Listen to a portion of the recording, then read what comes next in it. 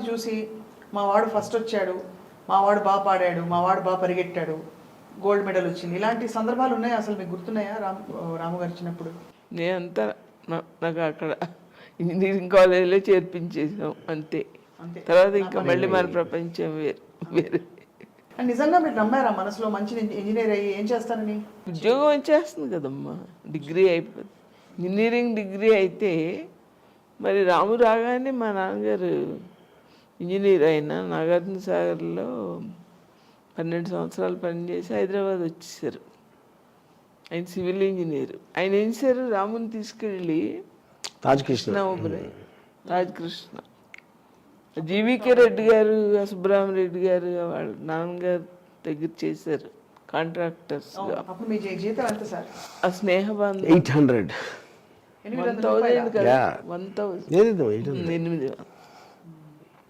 So ఇప్పుడు ఇక్కడ point ఏంటంటే అది చాలా ఒక గ్యాప్ పీరియడ్ నాకు అది. ఆ టైంలో ఇప్పుడు నేను ఒక ఏప్రిల్ నుంచి నాకు పెళ్ళయింది అప్పుడే, నేను కాలేజ్ నుంచి బయటకు వచ్చాక.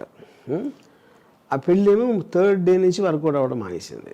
ఇది 4-5 years అప్పుడే అందరం కలిసి ఉండేవాళ్ళం. మా ఇద్దరికి గొడవలు కూడా మా ఇంట్లోనే అయ్యాయి. అప్పుడు మరి నేను ఇలా చెప్పి ఇప్పుడు అమ్మకి నేను వచ్చి చెప్పినప్పుడు అమ్మ ఎగ్జాక్ట్లీ ఏమనుకో, నేను ఫస్ట్ టైం నేను చేసుకుని నువ్వేమనుకున్నామా నాకు తెలియదు అసలు. నేను మా పెద్దవాళ్ళు ఉంటారు, మా నాన్నగారు అటు మా బావగారు, వాళ్ళకి ఇష్టం లేని పని చేయకూడదని నేను అని వద్దులేమ్మా మనం అలా చేసుకోకూడదు. ఇంటర్ కాస్ట్ అని ఇష్టం లేదు. అంటే నేను ఏదో చెప్తాను కానీ తీసుకోను వాళ్ళు చెప్పింది. పాయింట్ అది. అయితే చెప్పాడు difference between telling and asking. అయితే రత్న వాళ్ళ అమ్మగారు వచ్చారు. వస్తే నేను కాదండి మా పెద్దవాళ్ళకి ఇష్టం లేని పని చేయను, నేను రత్న అంటే నాకు ఇష్టమే, నాకేం అభ్యంతరం లేదు. విజయ ఫ్రెండ్ విజయకి ఇంటికి బాగా వచ్చేది. ఈ అమ్మాయి మన ఇంట్లో ఉంటే బాగుండు అని ఎప్పుడైనా అనిపించిందా? నాకేం అనిపించలేదు. కానీ రత్నతో రాము ఎక్కువసేపు మాట్లాడుతుంటే ఓ రోజు రత్నకు తెలియకుండా మన ఇంటికి వచ్చిన అమ్మాయిని మనం మనసు హర్ట్ చేయకూడదు కదా, ఏంటి అమ్మాయితో ఆ కబుర్లు అన్నాను. ఆ గంటలు కూర్చుని కబుర్లు చెప్తావు ఏంటంటే నాకేం నచ్చలేదంటే, అమ్మా నువ్వు అలా అనుకుంటున్నావా, నాకు తన ఇంటెలిజెన్స్ నచ్చి ఇద్దరు ఏదో ఒక టాపిక్ కామన్గా ఉంటాయి కదా, ఇద్దరు కలిస్తే ఇప్పుడు నాకు సంగీతం ఇష్టం నీకు ఇష్టం అనుకో, అప్పుడు మనకి ఎంతసేపు అయినా కబుర్లు చెప్పుకుంటాం కదా. నేనేమన్నాను దాని ఇంటెలిజెన్స్ ఇష్టం నాకు, తన తెలివితేటలు ఇష్టం అమ్మ నాకు. ఇంతకన్నా కాదు అది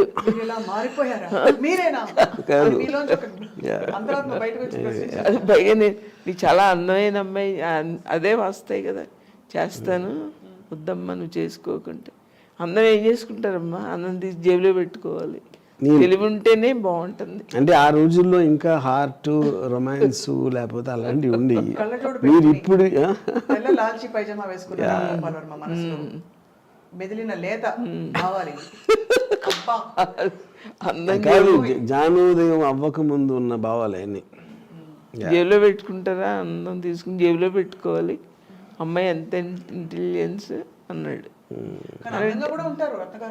మంచి ఫీచర్స్, మొహం కళగా ఉంటుంది. సో ఇప్పుడు అప్పుడు వీళ్ళందరూ చెప్పిన తర్వాత వద్దు అని చేసుకున్న తర్వాత 3వ రోజు ద మ్యారేజ్ ఫెయిల్డ్.